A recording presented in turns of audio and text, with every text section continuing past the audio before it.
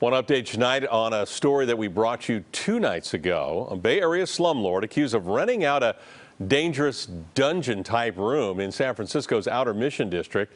KPIX 5's Katie Nielsen pored over hundreds of pages of court documents and found a link between the so-called fire trap and a place of worship. I always worried about a fire. I knew if something happened, myself and my family wouldn't have a chance to make it out alive. We first introduced you to Claudia Soto on Tuesday when we told you about the city's lawsuit against the owner of 5 Persia in San Francisco, Melissa Mendoza, and the master tenant, Ernesto Paredes. The city attorney called the illegal living space a dungeon-like fire trap. About 30 people lived underground in small single-room units, sharing 2 kitchens and 2 bathrooms. It was so dark. I couldn't tell if it was daytime or nighttime. There were no windows and there was only one door to get outside. From my unit, it looked like a tunnel.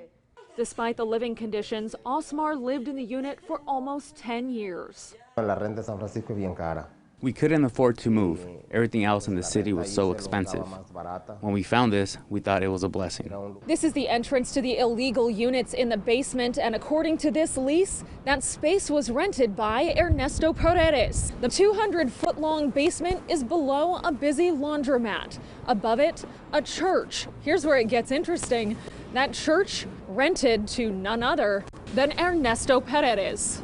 Al principio se dijo de que When I first moved here, I started going to church above the laundromat. At church, they said they would help people find places to live if they didn't have a place to stay. Osmar says every single tenant living in the basement was there because of hearing about the illegal units from people who worked at the church.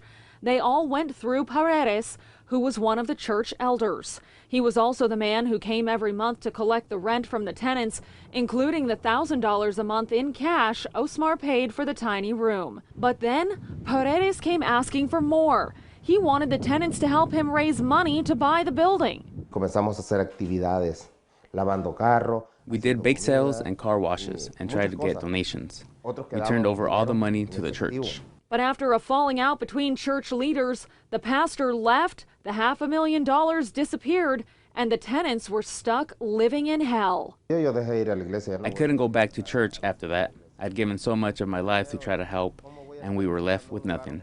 The family's bad luck only got worse. Claudia was diagnosed shortly after with sinus cancer, she says was caused by the living conditions. The city's lawsuit cites health issues like mold, mildew, and rodent infestations, plus safety hazards like leaking pipes from the laundromat upstairs, dangerous wires and extension cords crisscrossing the ceiling, and no hot water or heat.